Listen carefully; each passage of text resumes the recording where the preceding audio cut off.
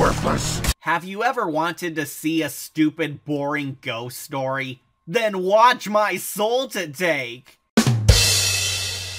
But if you want another snorefest, then this episode's for you. Ring-a-Ding Girl is honestly a lame, lackluster failure of an episode. Some fans claim this was a touching feel-good flick with a strong ending, but I do not think highly of it. The final season of The Twilight Zone had a gargantuan drop in quality. Many episodes like this one were just unimpressively bad. Now yes, there were good stories in the final season as well. Not every episode was a dud, but man, you can tell the show was running low on fun ideas and unique adventures, since most ended up forgettable or lame. Ring-a-Ding Girl is another you can add to the avoid pile. But what's this story about? We follow a larger-than-life movie star named Bunny Blake. During the height of her career, Bunny receives a magic ring from her old hometown as a gift, where apparently this divine trinket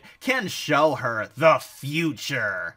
And by future, I mean it displays vague images of people from Bunny's past talking about events before they happen. Bunny sees her distant sister wishing her sibling would come visit once in a while, where our party girl returns to her village to make amends with all the friends and loved ones she left behind after becoming famous. Yep, it's another Twilight Zone tale where our protagonist goes back to their old stomping grounds to rebuild bridges and rediscover the lost value of their life. That's all fine and dandy, but once Bunny arrives back in her homeland, it also gives us the issues with the episode. It is so bland and uninteresting that you will beg for something fun to happen. Bunny spends all of her screen time talking with people, hangs out with her fam, apologizes to old acquaintances, says hi to fans, and only whips out her magic ring to literally look up people who she can't remember to remind herself to pay them a visit later. This is most of the episode, and it drags. The plot tries to justify this by hinting that Bunny grew into a diva who ditched her hometown and fam as soon as she got popular,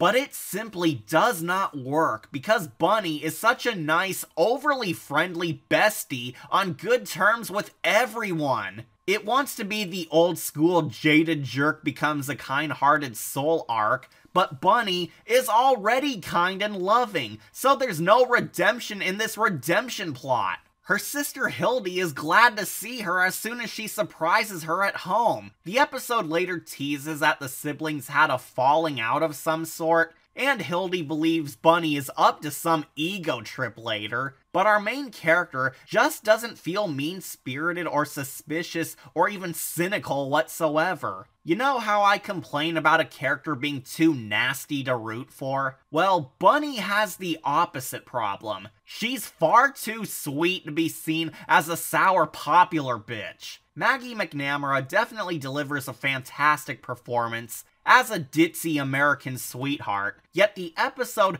also wants us to believe that she has a flawed side which is not prevalent. The episode is mostly about Bunny making up for lost time and reuniting with old faces again, which is not entertaining since the protagonist is so static. This goes on for 20 minutes. It's the most boring nothing of a spooky story I have ever sat through. Bored.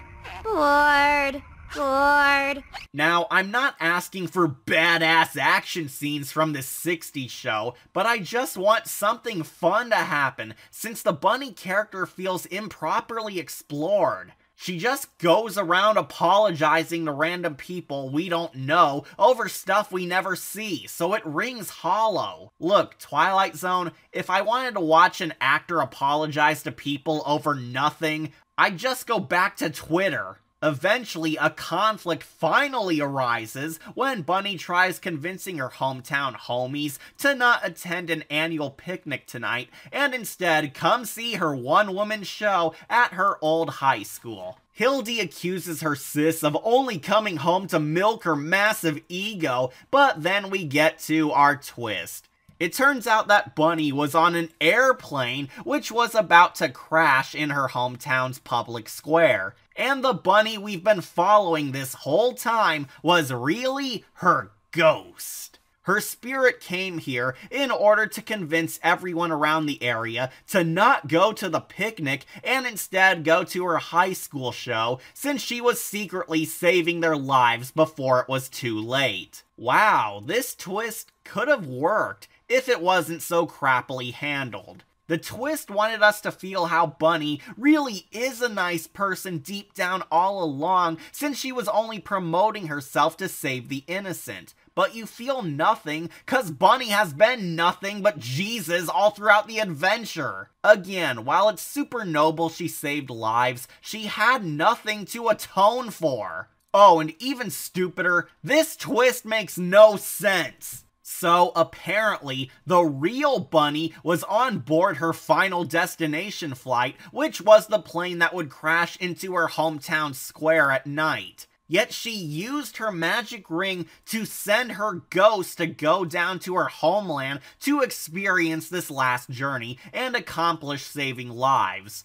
But one question: how the hell is she a ghost if she was still alive the whole time? The bunny we watched was her spirit coming down to make peace, but the airplane doesn't crash in her town area until the ending, meaning that Bunny was alive prior to the accident. So how was this possible? Don't know, I've gone cross-eyed. Number 2, if the magic ring gave Bunny the ability to foresee the future, then how the hell did she not foresee her death on the airplane? This ring shows us all the events before she lives them out, but evidently her impending doom was not something she predicted. Screw that ring! I love being a jerk!